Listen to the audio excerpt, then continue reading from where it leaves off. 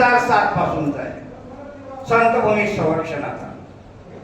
मित्र, माझा जन्म कोल्हापूर जिल्ह्यामध्ये कागल तालुक्यामध्ये, म्हणजे राजर्षी शाहू महाराज ज्या तालुक्यातून दत्तक गेले तो माझा तालुका कागल आहे आणि एका सामान्य शेतकऱ्याचा मी पुत्र आहे. त्यामुळे प्रथम मी शेतकरी आहे, नंतर वारकरी आहे. आणि शेतकरी हाच वारकरी आणि वारकरी हाच महाराष्ट्रात शेतकरी आहे.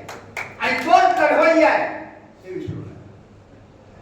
न्यायासाठी तोच लढू शकतो म्हणून तुम्ही म्हटलेलं आहे. आणि अशा आमच्या कृषकांना या संत भूमीमध्ये कृषका लावून देशोधरी हे गुंडच झाले मंत्री. कृषका लावून देशोधरी हे गुंडच झाले मंत्री. आणि अपवादास्पद पूर्वी पण आता वाढू लागली जंत्री. आणि यांचा पाडाव करण्यासाठी जमलेला हा भक्ती शक्ती संगम सोहळा. त्यामुळं आत्मविश्वास ज्वलंत ठेवा.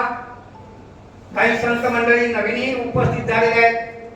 जरी ते त्यांचं स्वागत करू शकले नाहीत आपला आयोजक, तरी माझ्या वतीनं मी सर्वांचं उत्स्फूर्त सहर्ष स्वागत करतो. काही नंतर मी सांगतो महाराज, त्यामुळे कुणीही नाराज व्हायचं नाही. आणि वेळेच्या अभावामुळं कदाचित सर्वांनाही शक्य नाही, पण अंतराळाचं जाणून घेण्यासाठी माझं तुम्ही आज उपस्थित आहात. हररा 2007 पासून आहे. ज्यावेळी तुकोबारायांच्या तपोभूमी डोंगराला राजकीय बिल्डरांनी खाली लावल्या तेव्हापासूनचा हा उठाव आहे संतभूमीमध्ये. मला नावं घ्यायला हरकत नाही, कारण काही नाही, राजकीय लोकांनी माघार घेतलेली आहे, शरण आलेले आहे. आणि शरण आलेल्यांना अभय देणं हे आमच्या संतांचं काम आहे. त्यामुळे 2007 ला प्रथम भामचंद्र डोंगराला ज्याने खाली लावल्या ते रामशेठ ठाकूर पनवेलचे खासदार. त्यांचा प्रवास राजकीय शेतकरी कामगार पक्षातून काँग्रेसमधून बीजेपी मध्ये असे हे चालू आता पाहताय तुम्ही. कारण तत्वनिष्ठा आणि पक्षनिष्ठा या बाबतीत महाराष्ट्र बदनाम जगाच्या पाठीवरती झालेला आहे. हे कुणी जगाला सांगायची गरज. तत्वनिष्ठा राहिली नाही, पक्षनिष्ठा राहिली नाही. अनावरंगी सर्व जर कारभार असेल तर तो महाराष्ट्राचा काय भारतभर नंगानात चाललाय काय. आणि म्हणून हे कुठेतरी थांबलं पाहिजे. आपली संतांच्या भूमीबाबत निष्ठा अबाधित राहण्यासाठी मला वारकऱ्यांना जागर करावं लागलं 2007 मध्ये. वास्तविक काय गरज होती या नेत्यांना या संत भूमीत डाऊ केमिकल साठी कंपन्या, ज्या कंपनीने जगभर कोट्यावधी माणसं मारली, अनिरुद्धाचा रसायन बॉम्ब बनवून ती कुठं आणली? भंडारा आणि भामचंद्र डोंगराच्या मध्यवर्ती शिंदे गावात आणली. आणि प्रथम ज्यावेळी मला कळलं तत्पूर्वी 1 वर्ष अगोदर 2007 ला रामशेठ ठाकूर यांच्या खाली मी थांबवलेल्या होत्या. झालं काय? हे बघा, पैसा आता तुकोबरेश्वर सांगतात, तुका म्हणे धन लावी पोराशी भांडण. या धनामुळे सगळा घात झालेला आहे. त्यामुळे संत या भरीच पडत नाहीत. नरगे मुक्ती धन, पण जास्त धन आणि संपदा जर आपल्याकडे दिसत असेल तर आमच्या महाराष्ट्रातल्या स्वतःला ह समजणाऱ्यांच्याकडे दिसेल की शोकांतिक आहे. लक्षात घ्या. म्हणून परवा पसायदान प्रकल्पामध्ये बोललो, अहो विदर्भ मराठवाड्यामध्ये अवकाळी पाऊस लागला. ज्या मराठवाड्याला कीर्तनकारांनी लुटलं पाकिटानं, कुणाला दया आली का हो त्या कीर्तनकारांना? त्याला एखाद्याचं घर आता पाण्यात बसलेलं आहे आणि हे जे तुमच्या गावानी तुमच्या प्रांताने मला लाखो रुपयांची पाकिटं दिली आहेत आणि हे माझं घ्या. तुम्ही आला का? आला असं मला सांगा काय. ज्या तुकोबारायांचं तत्वज्ञान तुम्ही मांडता, जे का रंगले गांधले त्याशी म्हणे तो आपुले, तो की साधू ओळखावा देव तेथेची जाणावा. या वचनाची तरी थोडीशी जाणीव ठेवून लाज ठेवा. महाराष्ट्राला लुटत निघालेला आहात. इकडे संतभूमी फुटत आहे, तपोभूमी फुटत आहे, तुम्ही ब्रत काढत नाही. एवढे तुम्ही लाचार झाला धनाच्या अधीन आणि या राजकीय लोकांच्या मानाच्या अधीन. एवढे लाचार होऊ नका. आणि हे जागर करण्यासाठी हा स्वाभिमान महाराष्ट्राचा संतभूमीचा शूरवीरांचा स्वाभिमान जागा करणारं हे आंदोलन आहे, लक्षात घ्या. त्याचा अर्थ काय? महाराष्ट्र म्हणतो आपण. महाराष्ट्र धर्म म्हणजे काय? महाराष्ट्र म्हणजे शूरवीरांची भूमी, योग्य छत्रपतींची भूमी, आमच्या जगद्गुरूंची भूमी आहे. आणि जो जगद्गुरू केवळ महाराष्ट्राचा नाही, तो स्वयंघोषित संतवीर नाही. काय आजकाल जो तो उठतोय संतवीर काय, क्रांतीवीर काय. अरे काय क्रांती केली तुम्ही? काय तुम्ही संतत्व गाजवलं? मला सांगा बरं. अरे तुकोबराय खुद्द आपल्या अभंगात म्हणतात, संत पदवी नको आम्हाला. महाराज ऐकून नाही वाटलं? तो जगाचा जगद्गुरू म्हणतो की संत पदवी नको आम्हाला. काय काय तुम्हाला असे डोहाळे लागले पाठीमागे प्रीत लावायला, आणि तुमचं कर्तृत्व काय आहे? काय केलं तुम्ही आज? अरे वारकरी हात मान आहे. संत म्हणतायत मी प्रणिपात करतो, वारकऱ्यांच्या चरणी दंडवत घालतो. वारकरी एवढी महान पदवी असताना तुम्हाला पदव्या मिळवाव्या वाटतात कशासाठी? म्हणून लक्षात घ्या, हे आंदोलन जे आहे ना, हे आंदोलन ह्या महाराष्ट्राला तेजोमय बनवण्यासाठी आहे. हे असं काही ते प्रण मी घेतलेलं आहे, उगीच तसा अंगपणे घेतलेला नाही आहे. कारण मी तुम्हाला सांगितलं, जो अन्याय आज होत होतोय शेतकऱ्यांच्यावरती, वारकऱ्यांच्यावरती, संतभूमीवरती, त्या कृषी संस्कृतीवरती, तो प्रचंड आहे. कुणी बोलायला तयार नाही. कुणी बोलायला तयार नाही. लक्षात. आणि आंदोलन लोकांना एवढं हे बोलले की आता हे विचारवंत सुद्धा संत वाङ्मयाच्या अभ्यासक शासकीय पदव्या त्यांना दिल्या जातात. तुकाराम महाराजांचे वंशज साहित्य संमेलनाचे अध्यक्ष होतात, पण तुकोबरायांच्या या तपोभूमीबाबत बोलायला तयार. एवढे तुम्ही लाचार. अरे माझ्या वडिलांची मिरासीदा देवा म्हणणारा तुकोबराय कुठे, आणि तुम्ही वंशज कुठे? तुम्हाला भूषण वाटायला पाहिजे होतं. मगाशी कोणीतरी म्हणलं की आपले वक्ते म्हणले की काही निरोप असेल तर सांगा, देऊळ संस्थानला निघालोय. अरे त्या देऊळ संस्थाननं तुकाराम महाराजांच्या राज्य संरक्षित स्मारक घोषित केल्यानंतर पहिली हरकत घेणारं कोण असेल तर संस्थान आहे. लाज वाटली पाहिजे त्या संस्थानला. आणि मी बोलत नाही महाराज, माझ्याकडे ऐतिहासिक दस्तावेज पत्र डॉक्युमेंटरी गॅजेट आहे. एक पत्र काढलं ना, आम्हा घरी धन शब्दांची रत्ने, शब्दांची शस्त्र यत्न करू, शब्दाचे आमच्या जीवाचे जीवन शब्द वाटू धन जनलोक. खयाल करून टाकूया सगळ्या गद्दारांना. लक्षात घ्या, गद्दार का म्हणतो? अरे जी भूमीनी अथक प्रयासानं राज्य संरक्षित स्मारक म्हणून संविधानिक घोषित करायला लावली शासनाला 2011ला. हा प्रयास माझा 2007 पासून चालू होता. मी आज खाली थांबवलंय म्हटलं, पण पुढे शाश्वती काय या लोकांची? आणि भ्रष्ट तहसील महसूल किती, कार्यालय किती भ्रष्ट आहे तुम्हाला माहित आहे, पेपरमध्ये वाचताय. आज थांबवली मी आहे तोपर्यंत थांबेल, पण शाश्वत त्याची सुरक्षा काय याचं होईल? आज भंडारा डोंगरामध्ये तुम्हाला कल्पना नसेल, 2003 पासून तुम्ही पूर्वी जर 3च्या अगोदर गेला असाल, 2003च्या अगोदर भंडाऱ्या डोंगरावरती जगद्गुरु तुकाराम महाराजांचं प्राचीन दगडी मंदिर, चरण पादुका होत्या. त्याच्यानंतर महादेवाचं मंदिर होतं. वारकऱ्यांना राहण्यासाठी सुंदर धर्मशाळा, चिंतन मंडप समोर होता. कुठे का हा वारसा पाडला? कुणी काय दिले तुम्हाला अधिकार दिले? बुलडोझर लावून भुईसपाट केलं त्या बाळासाहेब काशीत, पण कुणी बोलायला तयार.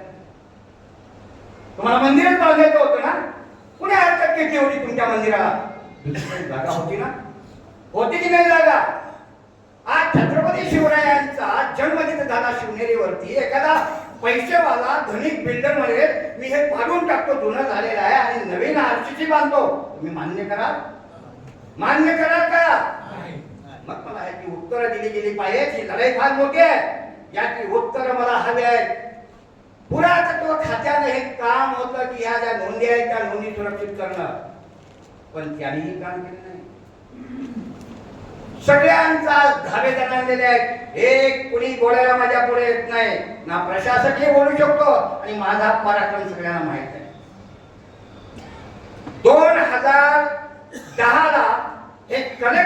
पेटवण्यासाठी 2 लिटरची बॉटल जेवढी धुवून गेलो त्यावेळी राज्य संरक्षित स्मारक घोषित झालेलं आहे. हे बलिदान व्यर्थ जाऊ देऊ नका. अथक प्रयास झालेले आहेत. मला माझ्यावरती अन्याय झालेला सांगण्यात रस नाही आहे. पण या जगद्गुरु तुकोबरायांच्या तपोभूमीवरती होत असलेला अन्याय जर तुम्ही उघड्या डोळ्याने पाहत असाल तर तुम्ही षंड म्हणून जन्माला आलेला आहात का? वीर विठ्ठलाचे गाणे म्हणणारे आमचे तुकोबरे आले. तुमचं कुठे गेलं वीरत्व? तुमचं कुठे गेलं शूरत्व वीर विठ्ठलाच्या गाण्याचं? आमच्या मावळ्यांचं वीरत्व कुठे गेलं?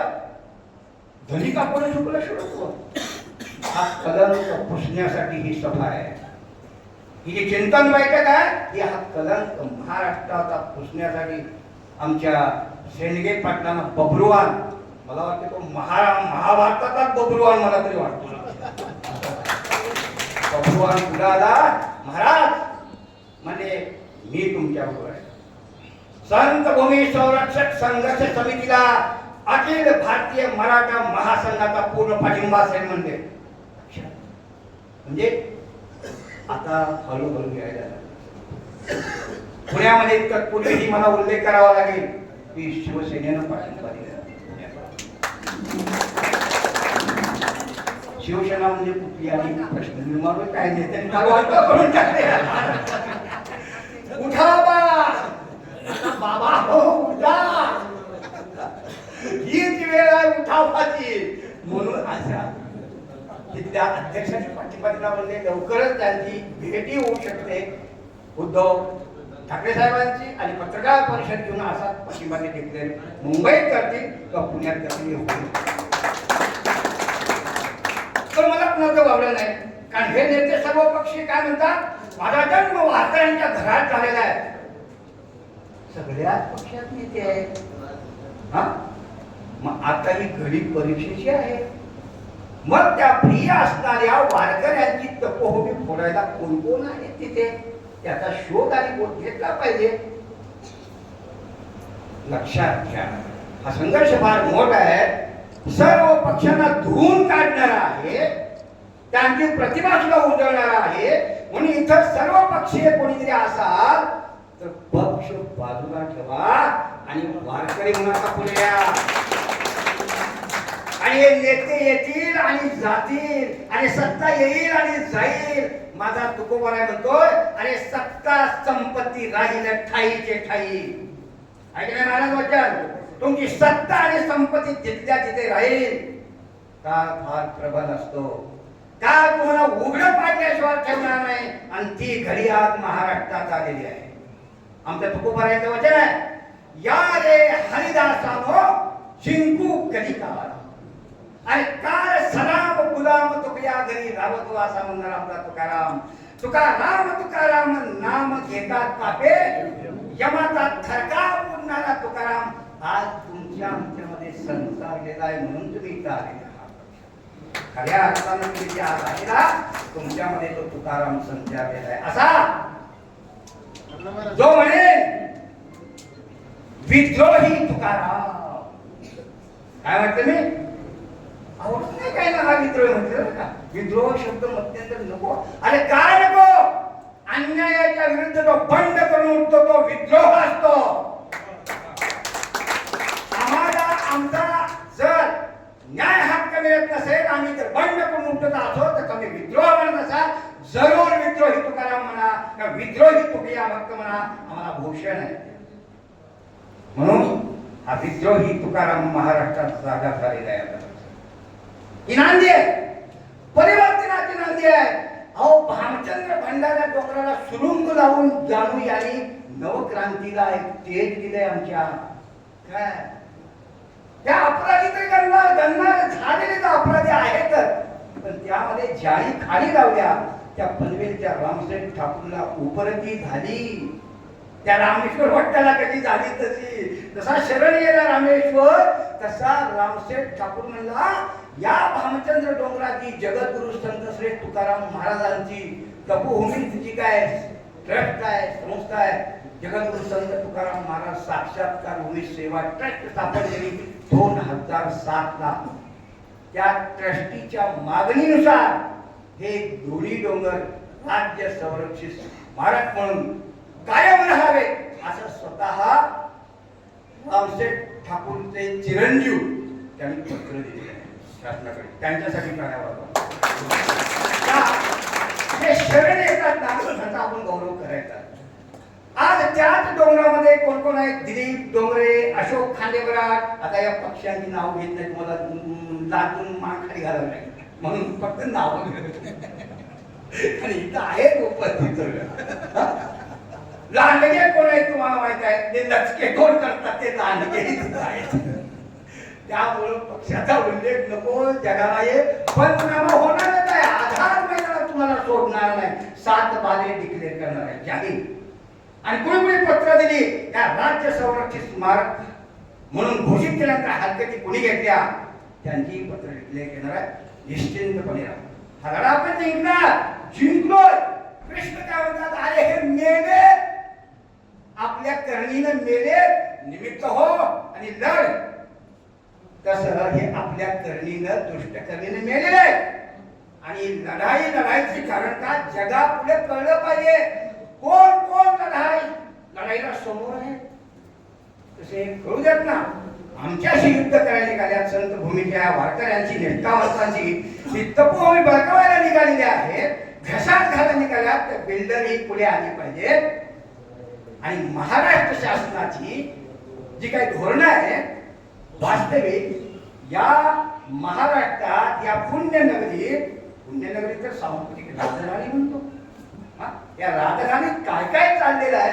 हो, आता अलीकडे बातम्या येत आहेत की पुणे शहर हे गुन्हेगारी जगताच्या रडारवरती पुढे निघालेलं आहे. कोयता ज्ञान काय आणि काय काय पेपर मध्ये आम्ही वाचतोय. पुण्यनगरी, पुण्यपट्टण, एकेकाने नाव काय होतं? पुण्यपट्टण. पण आता म्हणायची वेळ आलेली आहे जिथं पुण्याचं पतन होतं तेच काय पुण्यपट्टण. पुण्याचं पतन. अरे जगद्गुरु तुकोबराय, ज्ञानोबराय, छत्रपती संभाजी, जिथं बलिदान क्षेत्र आहे तुळापूरला, ही सगळी पंचक्रोशी पवित्र पावन तेजोमय स्फूर्तिमय ज्ञान विज्ञान संपन्न असणारी विज्ञान संपन्न म्हणला तुम्ही. हो, जगातला पहिला सत्याग्रही विज्ञानवाणी संत कोण असेल तर माझा तुकाराम आहे. जो अणु रेणूया ठोकळा तुका आकाशायवळा म्हणणारा, 900 कन्या पुत्र होती तरी का करणे लागे पती म्हणणारा, ज्याच्या एका सिद्धांतावरती महाराष्ट्रात चळवळी उभा राहिलेली आहे. हा तुकाराम केवळ वारकऱ्यांचा नाही, अरे बहुजनांचा तुकाराम आहे. काय म्हणतात? बहुजनांचा तुकाराम. आज मराठा सेवा संघ असेल, संभाजी ब्रिगेड असेल, यांना कोण प्रिय आहे? तुकाराम. मला आव्हान आहे या सगळ्या चळवळींना, या संघटनेला. आज जर तुकाराम महाराजांची तपोभूमी विध्वंस होत असेल, फुटत असेल आणि जर तुकाराम महाराज तुम्हाला प्रिय असेल तर तुम्हाला आवाहन करतोय, लवकर समावेश व्हा, माग राहू नका. हा तुकाराम जर जागवायचा असेल, त्याच्या सिद्धांतावरती जर तुमच्या चळवळी उभा राहिल्या असतील तर तुम्ही मागे राहू नका. आणि मला आश्वासित केलंय की आम्ही तुमच्याबरोबर आहोत, पण नुसतं आहोत नको, मला क्रियाशील प्रयोग पाहिजे तुमचे.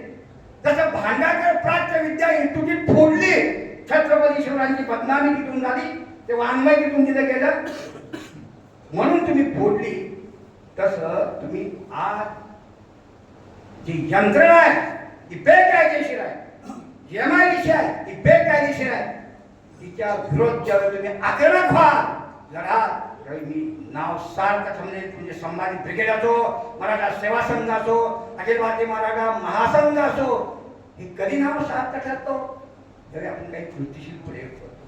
पण आता आपल्याला एवढंही आक्रमक व्हायचं कारण नाही. आपण संविधान आपल्याबरोबर आहे. ही लढाई संविधानिक आहे, लक्षात घ्या. एकही रक्ताचा थेंब न सांडता या राज्यकर्त्यांचा पाडाव करण्याची ताकद आणि संतभूमी आधार करण्याची ताकद संविधानात आहे. म्हणून तुम्हाला सांगतो, मी अभ्यास केला. 2007ला ज्यावेळी खाली थांबवल्या सनदशीर मार्गाने गेलो, याचा शोध आणि बोध घ्या म्हटलं. आपला इतिहास फार मोठा आहे. सगळा भंडारा, भामचंद्र घोराडेश्वर डोंगराचे दस्तावेज काढले. आज भंडारा डोंगर पूर्ण फॉरेस्ट मध्ये महाराज, पण तिथे सुद्धा अधिकार सांगतायत आमची खाजगी प्रॉपर्टी आहे. तो इनाम कुणाला दिला? नातू नावाच्या ब्राह्मणाला भंडारा डोंगर इनाम दिलेला आहे. कशासाठी? आणि तो या देशाची गद्दारी करतो, या मराठाची गद्दारी करतो, त्या नातूला इनाम दिलेला आहे तो भंडारा डोंगर. तुम्ही सहन करा?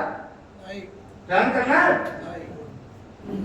एक लक्षात घ्या. का तर शनिवार वाड्यावरती युनियन जॅक फडकवला कुणी? नातू नावाच्या ब्राह्मणाने. मराठी साम्राज्य म्हणजे लयास जायला कारणीभूत हेच. कारण शिवरायांचं पुत्रवत प्रजेचं पालन तुमच्याकडून घडलं नाही. ते जर पुत्रवत प्रजेचं पालन तुम्ही केलं असतं तर आधी साम्राज्याबाधित राहिला असतं. पण आता हे कारण आम्ही त्यांचे मला सांगायचे नाही, सगळी हिस्ट्री माझ्याकडे आहे आणि तुम्ही हे व्हॉट्सअपमध्ये यांचे कारण आम्ही ऐकत आहात. पण हे गद्दार करणाऱ्याला इनाम म्हणून भंडारा डोंगर दिला. तो कशासाठी दिला? गवत कापण्यापुरता अधिकार. बस. तिथं तोडफोड करायला कुणाला राईट, डेव्हलपमेंट करायला राईट नाही. आणि तो आज ज्यावेळी खालसा झाला, म्हणजे हा सगळा इनामी डोंगर, म्हणजे ज्यावेळी स्वातंत्र्य झालं, आपलं भारतीय स्वातंत्र्य आधार मिळाली, त्यावेळी इनामी जमिनी खालसा झालेल्या आहेत. ते राजांच्या सुद्धा झालेल्या आहेत, सगळ्या जहागीरदारांच्या झाल्या आहेत. त्यावेळी तो खालसा होणार म्हटल्यानंतर तुम्हाला माहित आहे लेखणी कुणाच्या हातात आहे आणि यांचे कारण आम्ही लेखणीच्या द्वारे काय काय केले आहे. यांनी लगेच तो भंडारा डोंगर खरेदी दाखवला. आणि इकडे भामचंद्र डोंगर जहागीरदार पटवर्धन राजे त्यांनी लिंबोरी पटणाला दाखवला. त्या भामचंद्र डोंगराच्या खरेदी खताला नाव आहे सरकारी नाव भामचंद्राचा डोंगर. अरे तो जर खाजगी आहे मग त्याचं नाव कसं काय सरकारी नाव भामचंद्राचा डोंगर? पुस्तक आलं का तुम्हाला सरकारी आहे तो?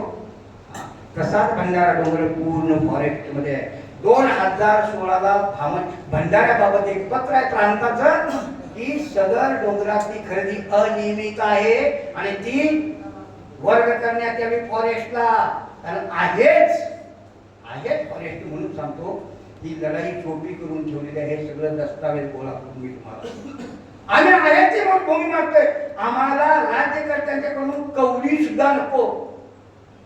राज्यकर्त्यांच्याकडून म्हणणं तर माझं चुकलं करा, शासनाकडून म्हणायचं आहे. कारण राज्यकर्ते येतात आणि जातात, त्यामुळे शासनाकडून जरी मूर्ख बसते असले तरी सुद्धा तिथं चुकवण्याची ताकद या राज्यकर्त्यांना आपल्यामध्ये आहे आणि सनदशीर मार्गाने आहे. फक्त आपल्याला ती मांडणी व्यवस्थित करायची आहे. आणि अभ्यास करून मी गेलेलो आहे. कारण 2007ला खाणी थांबवल्या तर पहिलं पत्र पुरातत्वनं तहसीलदारला काय दिलं की सदर भामचंद्र डोंगर जरी राज्य संरक्षित स्मारक म्हणून घोषित केला नसला तरी त्या डोंगराचं जतन संरक्षण करणं आपल्या सगळ्यांचं काम आहे.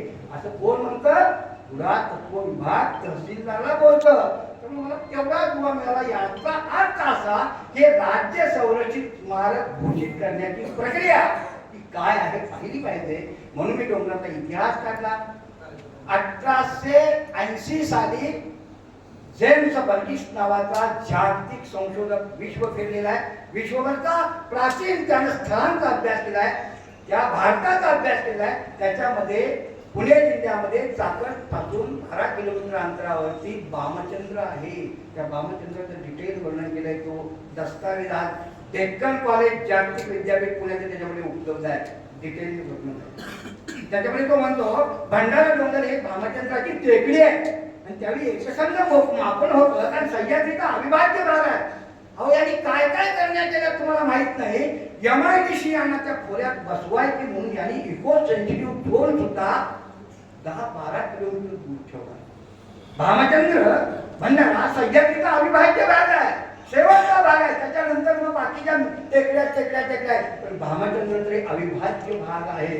तो घेता आला असता इको सेन्सिटिव्ह झोन मधून, पण काय घेतला नाही. ज्यांना माहित आहे आपली MIDC होणार MIDC साठी इको सेन्सिटिव्ह म्हणून झोन उघडला.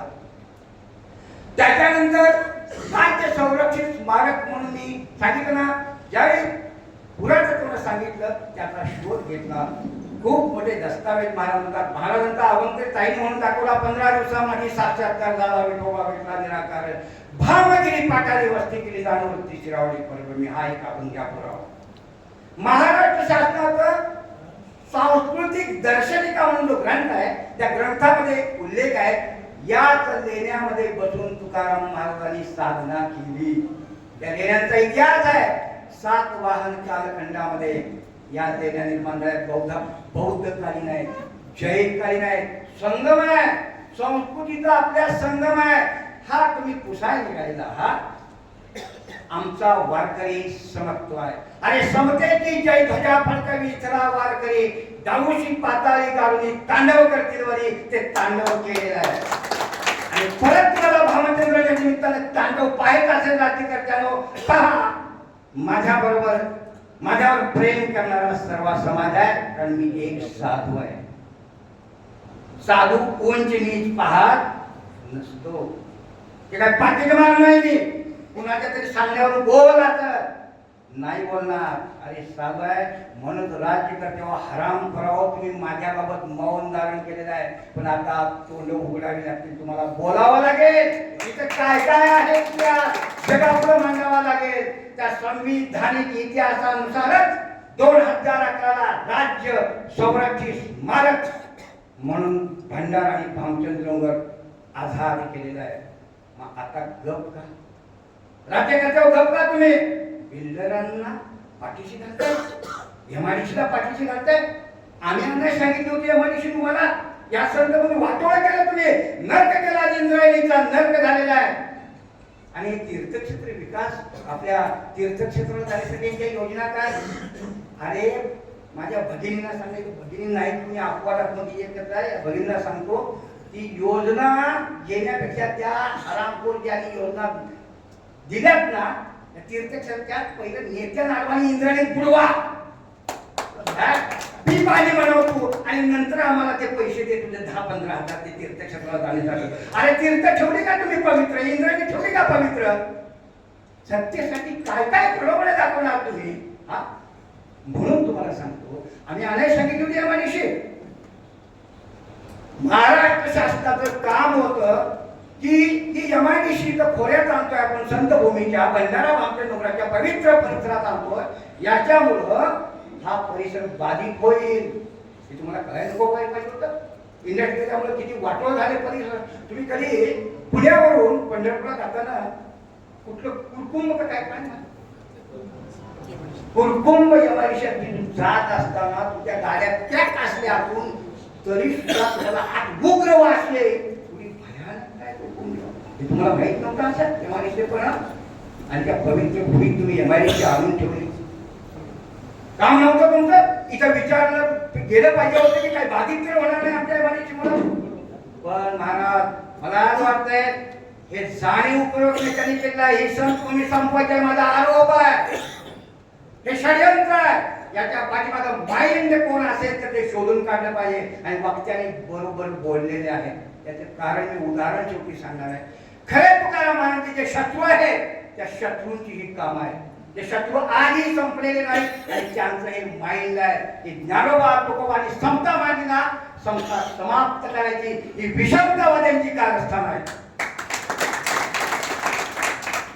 तुम्ही म्हणा पुराव्यानिशी बोला, पुराव्यानिशी पुरावा आहे ना. 2011ची अधिसूचना जी न्याय्य होती, 250 हेक्टर डोंगर भामचंद्राचा सुरक्षित झालेला आहे 2011च्या राज्य संरक्षित स्मारकानुसार.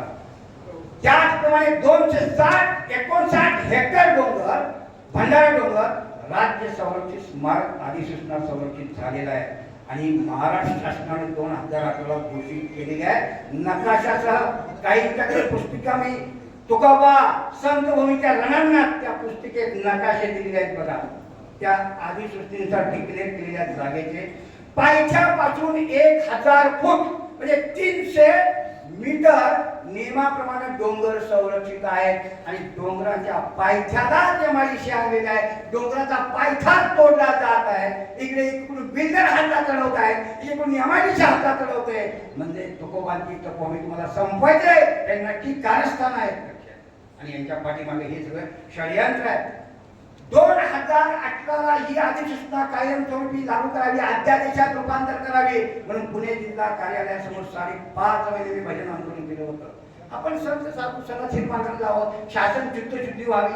जे खळांची व्यंकटी सांडवा बंधारा आमचा परंपरा ज्ञानोबाची म्हटले यांची वाकडा मार्ग निघून जाईल, चित्तशुद्धी होऊन निर्णय घेईल. पण निर्णय गेला होता अनुकूल. काय घेतला होता? 2018ला माझी जी मागणी होती ती कायमस्वरूपी अध्यादेशात रूपांतर करावी आणि ताबडतोब एमआयडीसीचं जे उत्खनन आहे, बिल्डरांचं जे उत्खनन आहे ते थांबवावं म्हणून त्या मागणीनुसार जिल्हाधिकाऱ्यांनी आदेश काढलेला होता. त्या आदेशाचं पत्र माझ्याकडे 2018ला. काय की मधुसूदन महाराजांची मागणी ही संविधानिक असल्यामुळं जोपर्यंत या अधिसूचनेवरती निर्णय होत नाही तोपर्यंत इथल्या बिल्डरांनी एमआयडीसी अभियंत्याला पत्र आहे, पुरातत्वला पत्र आहे, कुठल्याही प्रकारच्या तिथल्या कंपन्यांची कामं करायची नाही, बिल्डरांनी खाटपूट करायची नाही असा आदेश आहे. आणि जर काय तुम्ही जर आगाऊपणा केला, कंपन्यांची कामं चालू ठेवली आणि तुमच्या त्या कारनाम्यामुळं जर वारकरी खवळले आणि जाऊन सारख्या कंपन्या पिटवून टाकल्या तर आमचा काय संबंध आहे. मी सर्व जिल्हा प्रशासनाने हात वर केलं की आम्ही जबाबदार. म्हणजे हेही माहित होतं कलेक्टरला या कंपन्या महाराष्ट्रातले वारकरी पिटवू बी शकतात म्हणून त्यांनी दिलं शेवटी काय की जर काय कमी जास्त आंदोलकांच्याकडून झालं तुम्ही कंपन्या चालू केल्यानंतर तर आम्ही जबाबदार. म्हणजे स्पष्टता किती आहे त्या आदेशामध्ये. मग तुम्ही म्हणाल हे झालं होतं मग कंपन्या बंद झाल्या नाही. मग हा तुम्ही केला लगेच 10-15 दिवसामध्ये पुणे जिल्ह्याचा बापट म्हटल्यानंतर तुमच्या ज्यांना पटत असेल त्यांना ज्याच्याकडे माझे कितीतरी प्रस्ताव आहेत. अरे बाबा पालकमंत्री म्हणून या डोंगरातली संविधानिक अधिसूचना आहे कायमस्वरूपी लागू व्हावी, त्या अनधिकृत कामं थांबवावी. पण त्यावेळी तुला काही एका पत्राचं उत्तर द्यायला सुचलं नाही. पण कलेक्टर ऑफिस मधून मिटिंगला लगेच तो हजर राहिला, कलेक्टरचा आदेश धुडकावून लावला आणि लगेच काय आदेश पारित केला? कंपन्यांची कामं पूर्ववत चालू राहावी. कोण घात करणारा? तुकोबारायांच्या तपोभूमीचा घात करणारा कोण तुम्हाला आता कळाला असेल? कोण माइंड आहे कुणाचा याच्या पाठीमागं? ना अरे ज्या तुकोबारायांच्यावरती तुम्ही आघात केले, जीवनभर त्यांना छळ सत्य मानत असताना जगातला पहिला सत्याग्रही संत, त्या संताला तुम्ही दाबण्याचा प्रयत्न केला.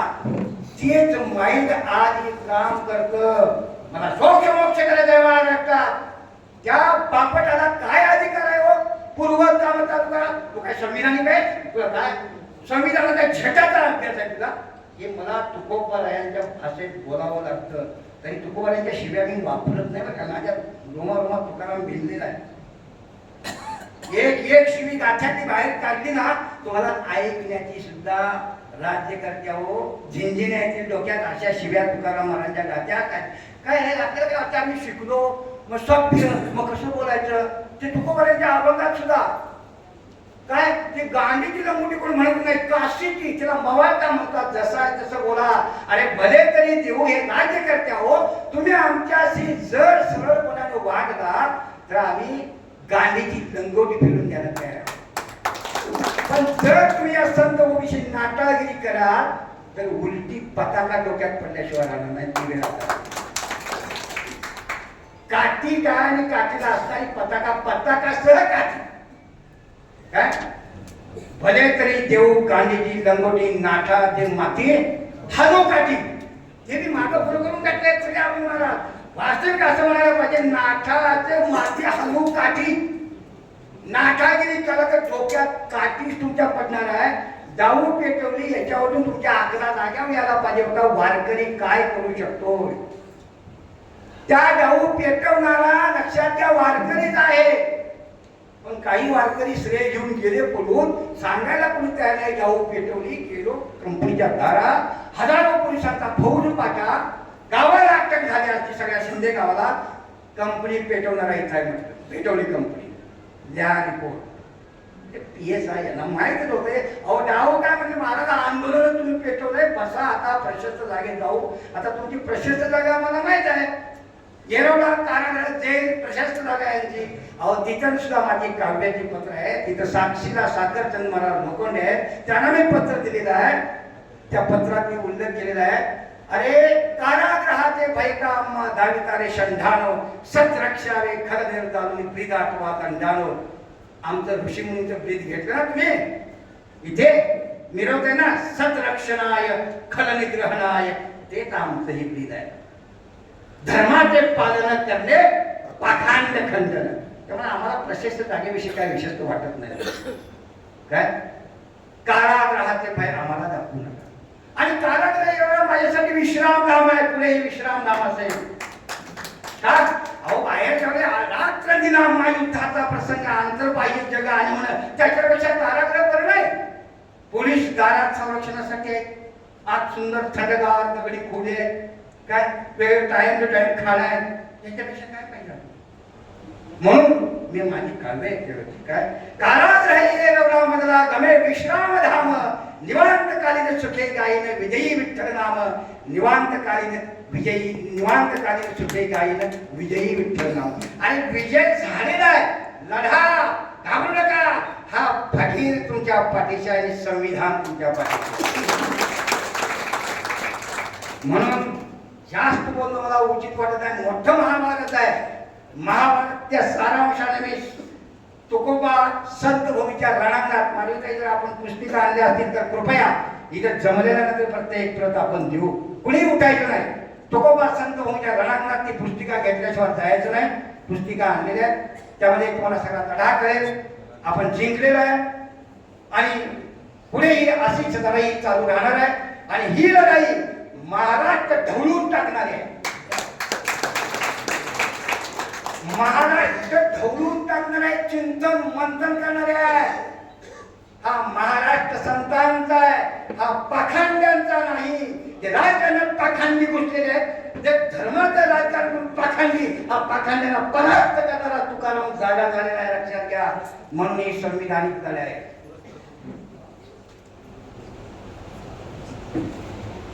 पाठीमागून पुरस्काराचा बाबा आलेला आहे.